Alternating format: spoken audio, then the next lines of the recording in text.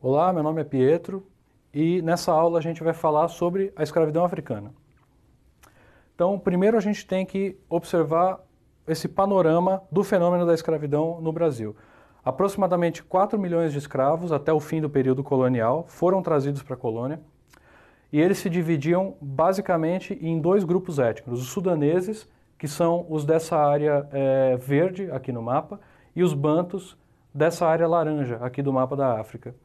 Agora, essa classificação de sudaneses e bantus, ela é uma classificação que ajuda a gente a estudar esses fluxos, mas que não pode ser levada ao pé da letra para compreender quais eram os grupos étnicos que realmente vieram da África ao Brasil. Então, dentro dos sudaneses você tinha iorubás, gegés, malês. Os malês, inclusive, eles eram escravos cuja religião era islâmica, então é um caso à parte e vão ser protagonistas séculos à frente, vão ser protagonistas de uma revolta bastante importante no Nordeste brasileiro. Por outro lado, os bantus, você tem angolas, bengalas, cabindas, moçambiques, ou seja, toda uma gama de grupos étnicos que foram organizados nesses dois nomes dessas macro-regiões da onde saiu o fluxo de escravos para o Brasil colonial. Bom, as atividades para as quais esses escravos foram trazidos para o Brasil são diversas. Costuma-se pensar no trabalho pesado nas lavouras, que de fato foi uma das principais formas de emprego da mão de obra escrava. Também em outros trabalhos pesados, como a construção civil, ou mesmo já depois do período colonial, no nascimento da indústria no Brasil. Mas eles também foram artesãos, também desempenharam trabalhos domésticos e também foram chamados escravos de ganho. Essa é uma figura muito típica do Rio de Janeiro, em que o escravo, ao invés de trabalhar diretamente para o seu senhor, ele trabalhava como autônomo, ele podia ser um vendedor ou ele podia ser algum tipo de artesão, um alfaiate, alguma coisa do tipo, e ele pagava ao seu dono um tributo semanal ou diário, que era obtido a partir do lucro do seu próprio trabalho.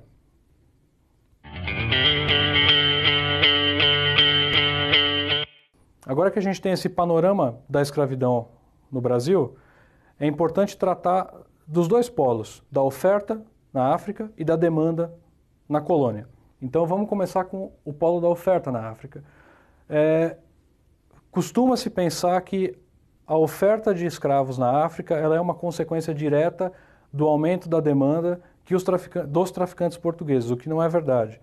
O fenômeno da escravidão na África ele tem raízes no próprio continente africano e ele responde a uma lógica interna da história africana e não necessariamente a uma espécie de pedido dos traficantes europeus por esse tipo de mão de obra. Então, a oferta de escravos nunca cessou durante todo o período colonial, inclusive ela nunca cessou sem que precisasse ocorrer qualquer tipo de ação direta de captura de escravos na própria África por parte dos europeus. Era um mercado interno que se manteve aquecido durante 3, 4 séculos, dependendo única e exclusivamente de forças econômicas na própria África. A principal forma de captura era pela guerra entre estados africanos ou entre etnias africanas, em que o lado perdedor saía de duas formas, né? Ou eles eram capturados como vencidos, ou a tribo vencida pagava uma espécie de tributo de guerra à tribo vencedora na forma de homens, de mão de obra. E esse movimento econômico está ligado ao fortalecimento dos próprios estados africanos, porque a venda de escravos nas costas ela era extremamente lucrativa para esses comerciantes africanos e a captura de escravos por meio da vitória em batalhas ou em guerras promovia o fortalecimento desses próprios estados africanos. E outro ponto que também costuma ser ignorado quando se fala nesse período é a escravidão na própria África. Ou seja, escravos também eram usados no interior das próprias sociedades africanas. Então, essa prática ela era muito mais disseminada do que apenas uma atividade mercantil que alguns traficantes negros realizavam para o mercado europeu.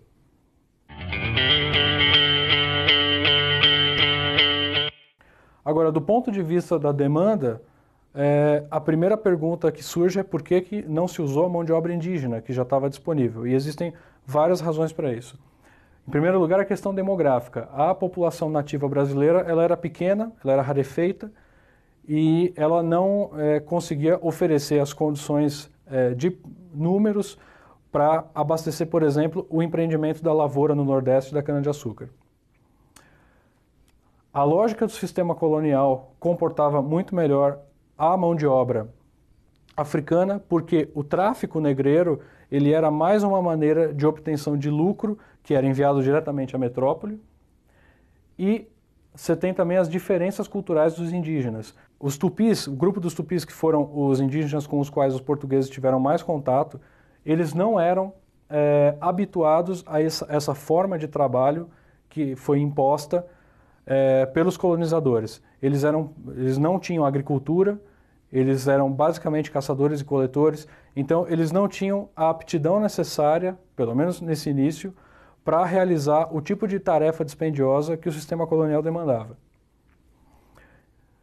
A resistência indígena pela fuga, pela guerra ou pela simples recusa em trabalhar foi extremamente importante porque os indígenas conheciam muito bem o território, então a resistência foi muito bem sucedida. A catástrofe demográfica causada pelas diversas doenças que os europeus trouxeram para o país, para as quais os indígenas não tinham defesa natural, foi também um fator importante para que a mão de obra indígena não fosse viável. E, finalmente, o escravo africano ele chegava nas mãos do traficante europeu por um preço muito baixo, porque como a única tarefa desses mercadores da própria África era aprisionar homens livres e vendê-los aos europeus, o custo de produção de um escravo era muito baixo, então compensava para os senhores de engenho ou para os donos de companhias de exploração de minério, por exemplo, importar a mão de obra da África.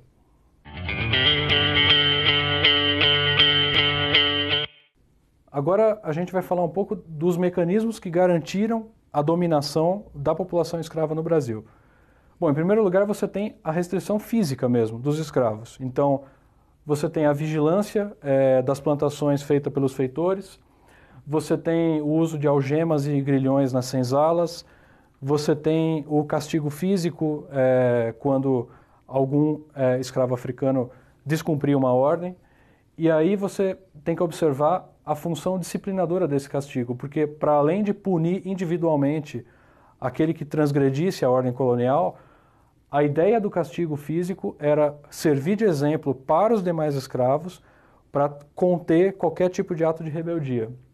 A promessa da alforria também foi muito importante para a manutenção dessa dominação, porque por meio da promessa da liberdade, os senhores de escravo conseguiam conter ou, inclusive, contar com a delação de planos de fuga ou coisas do tipo por parte de negros que aspiravam a essa tão sonhada liberdade.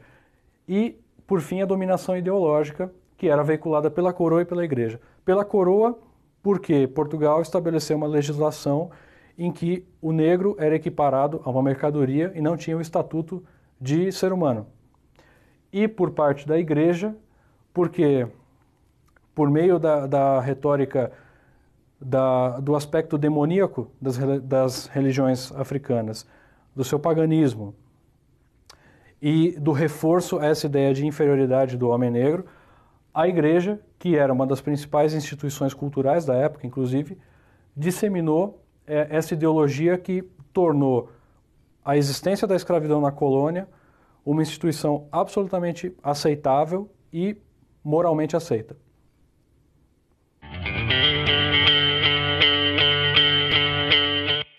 Por fim, é importante salientar algumas das heranças dessa presença negra no Brasil.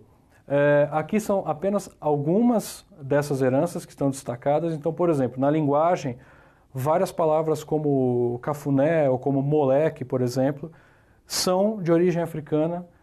Na culinária você tem, além dos pratos típicos, a introdução do jiló, do quiabo, do dendê, de outros gêneros no cardápio brasileiro. Você tem as origens do samba, você tem contribuições para fazer com que o carnaval brasileiro tenha a forma particular que ele tem. Você tem contribuição da cultura negra em algumas brincadeiras infantis e cantigas de roda, por exemplo.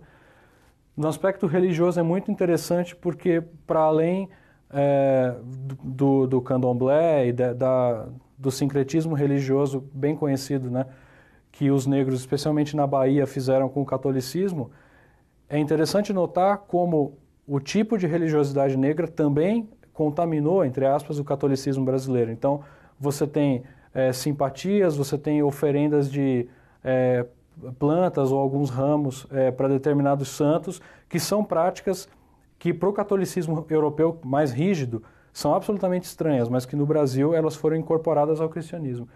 E também é importante salientar que eles trouxeram contribuições culturais no próprio período colonial. Por exemplo, os escravos foram responsáveis por ensinar o brasileiro, o colonizador, a arte da metalurgia. E os escravos também foram responsáveis por ensinar a técnica de construção dos mucambos, que foi algo essencial para o funcionamento da sociedade colonial. A gente finalizou aqui o tema da escravidão africana no Brasil. E agora você pode consultar o material teórico para ter informações mais completas e realizar as atividades. Obrigado.